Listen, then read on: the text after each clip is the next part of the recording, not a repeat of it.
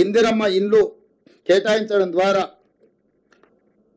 అదేవిధంగా ప్రతి మండల కేంద్రంలో ఒక మోడల్ హౌస్ కట్టడానికి అనుమతి ఇస్తున్నాం. ఎందుకంటే ఏ విధంగా కట్టుకోవచ్చు, ఒక మోడల్ హౌస్ ప్రతి మండల కేంద్రంలో కట్టే పేదలు వచ్చి ఆ మోడల్ హౌస్ను చూసుకున్నారనుకో, ఎందుకంటే వాళ్ళకి స్వేచ్ఛ ఇచ్చిన వాళ్ళు కట్టుకోవడానికి. అదే సందర్భంలో మండల కేంద్రంలో ఒక మోడల్ హౌస్ కడతాం, ఇందిరమ్మ మోడల్ హౌస్.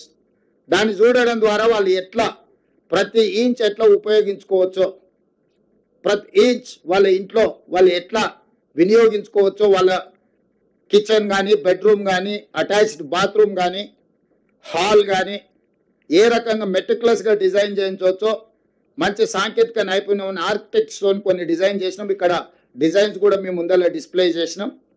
వాటిని చూసుకోవడం ఇట్లనే కట్టాలనే నిబంధన లేదు, కానీ ఎట్లా కట్టుకుంటే బాగుంటుందో కూడా ఒక మోడల్ హౌస్ ప్రతి మండల కేంద్రంలో నిర్మించాలని నిర్ణయం తీసుకున్నాం.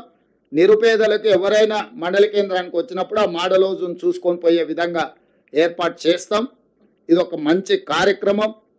మిడ్మానేరు ప్రాంతానికి కేసీఆర్ గారు అల్లుడు సిరిసిల్ల రాజన్న వేములవాడ పోయినప్పుడు మాట ఇచ్చిండు, మీ ముప్పు గ్రామాల అల్లుడే ముఖ్యమంత్రి అయ్యాడు, మీకు ఇస్తున్నాం ఇండ్లు అని. ఇవ్వలే, కానీ నేను ఇచ్చిన 5,000 ఇండ్లు మన పోయి.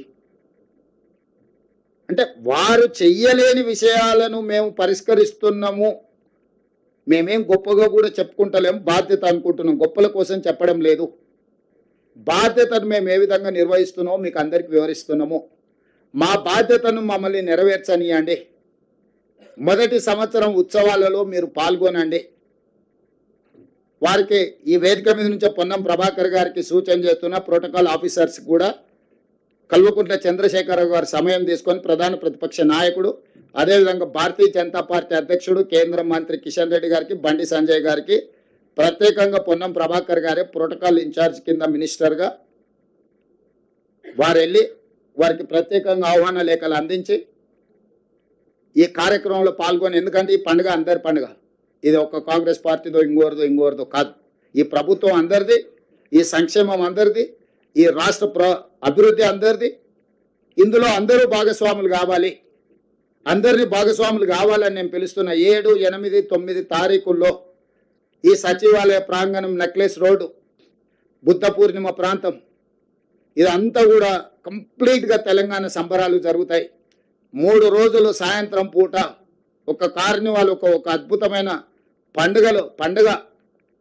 పండుగ వాతావరణాన్ని ఇక్కడ ఉప ముఖ్యమంత్రి బట్టి విక్రమార్క గారి నేతృత్వంలో తెలంగాణ కవులు, కళాకారులు, తెలంగాణ సంస్కృతి, తెలంగాణ పిండి వంటలు, మహిళా సంఘాల గ్రూపులు, ఇవన్నీ కూడా ఈ ప్రాంతానికి ప్రతిరోజు సాయంత్రము ఒక మంచి వాతావరణం, ఒక వనభోజనాలకు వెళ్ళినప్పుడు మనం ఎట్లాంటి వాతావరణం ఉంటుందో